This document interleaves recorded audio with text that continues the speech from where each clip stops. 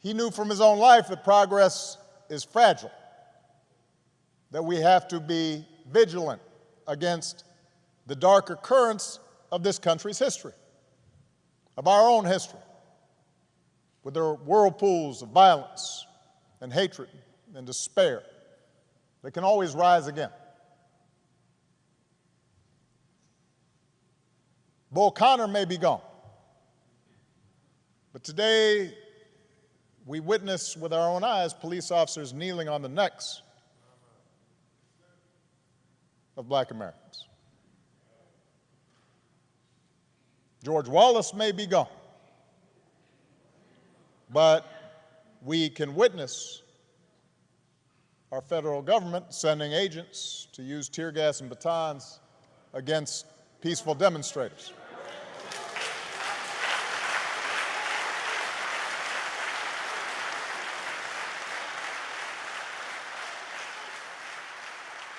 We may no longer have to guess the number of jelly beans in a jar in order to cast a ballot.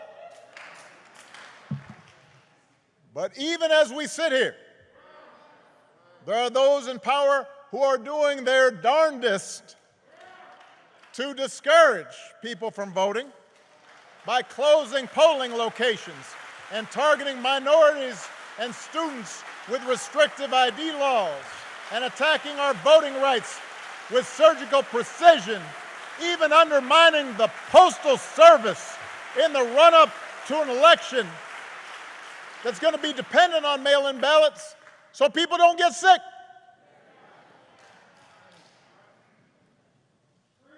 Now, I know this is a celebration of John's life. There are some who might say we shouldn't dwell on such things.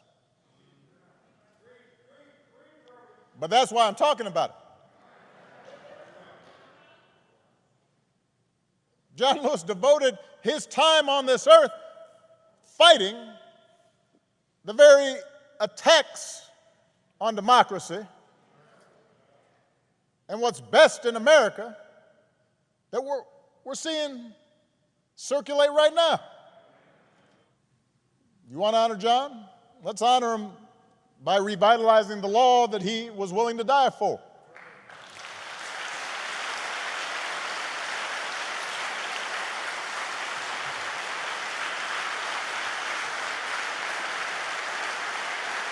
Once we pass the John Lewis Voting Rights Act, we should keep marching to make it even better by making sure every American is automatically registered to vote, including former inmates who've earned their second chance.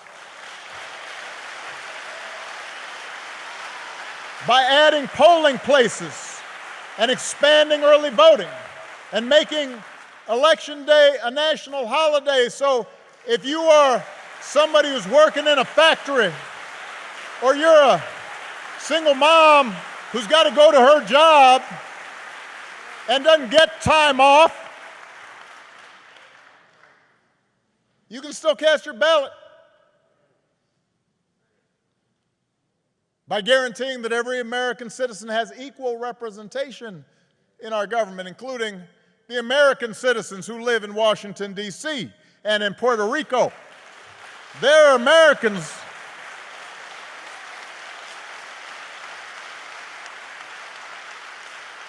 By ending some of the partisan gerrymandering so that all voters have the power to choose their politicians, not the other way around.